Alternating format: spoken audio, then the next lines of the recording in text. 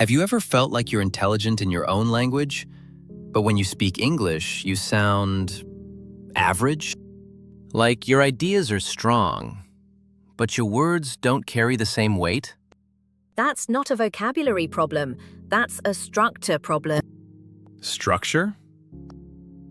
Yes, because at an advanced level, it's not about what you say. It's about how you build your ideas so people actually remember them. So the difference isn't more words, it's better delivery. Exactly, it's rhetoric. So let me ask you something. Have you ever listened to someone speak, and hours later you still remember exactly what they said?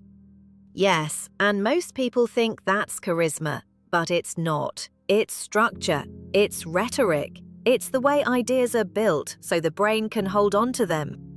So it's not just what you say, it's how you package it. Exactly. But here's the problem.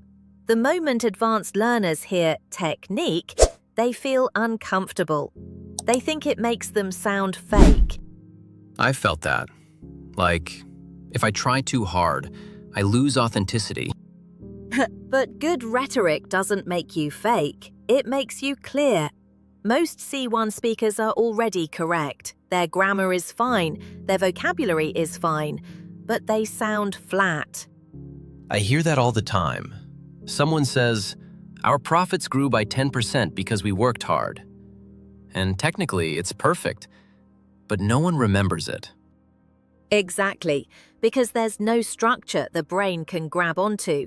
So let's start with something simple, the rule of 3. That's grouping ideas in threes? Yes, but more importantly, it's about building intensity. Listen to this. We need more time, more resources, and most importantly, more trust. Yeah, the last word hits harder. Exactly. That's called a crescendo. Each idea becomes more important than the last. But if I say that in a meeting, won't it sound rehearsed? Only if you force it. The goal is to hide the structure inside natural language.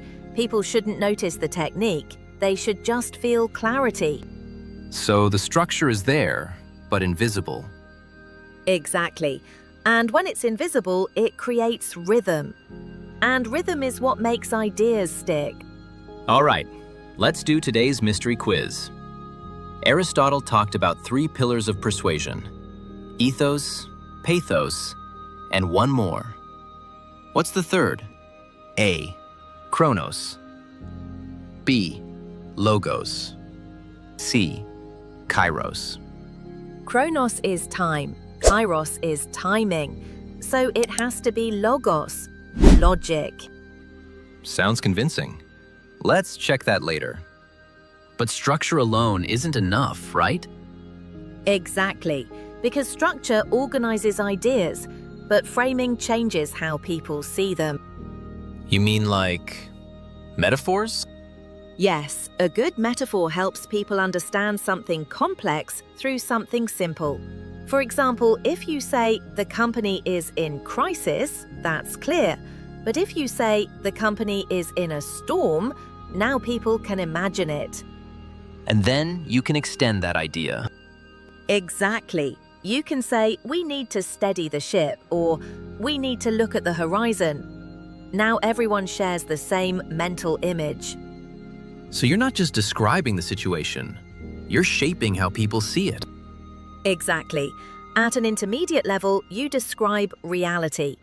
At an advanced level, you frame reality. Quick break.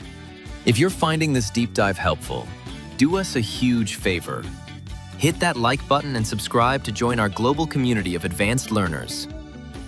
It's the best way to keep sharpening your listening skills with us. And don't forget, your study guide PDF is waiting for you in the description. It's packed with the exact tools you need to move from learning English to owning it. All right, let's get back to the conversation. Welcome back. So we've talked about structure and framing. Now let's talk about emotion. You mentioned anaphora.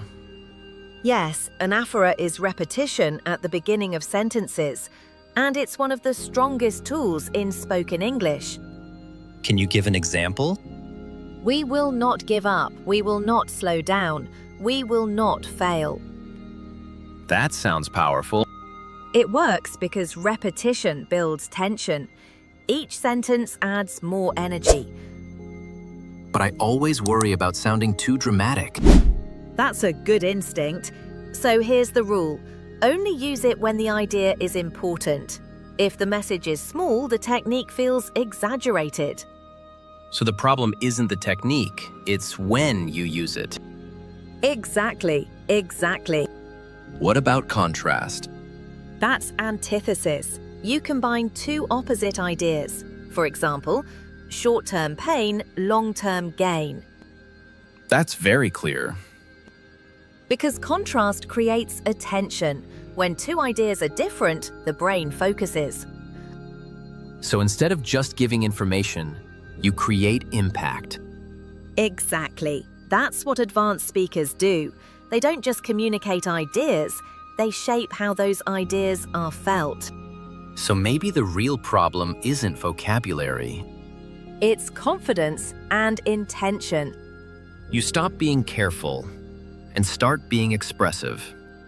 Exactly. You stop following the language and you start using it. All right, let's go back to the quiz. The third pillar was logos. Yes, that's correct. But here's the key idea. Logic alone is not enough. Logic makes you credible. Emotion makes people care. So here's the idea to take with you. Don't just focus on being correct. Focus on being clear, structured, and memorable. Because in the end, it's not about saying more, it's about making your message stay. Recap and closing. Before we finish, let's go over today's mystery quiz. Aristotle's third pillar was logos. Yes, logic. But remember, logic makes you credible. Emotion makes people care.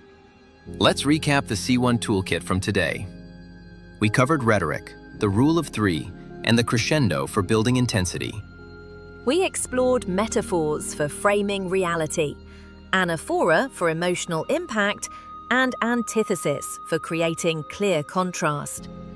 This is your path to C1 mastery.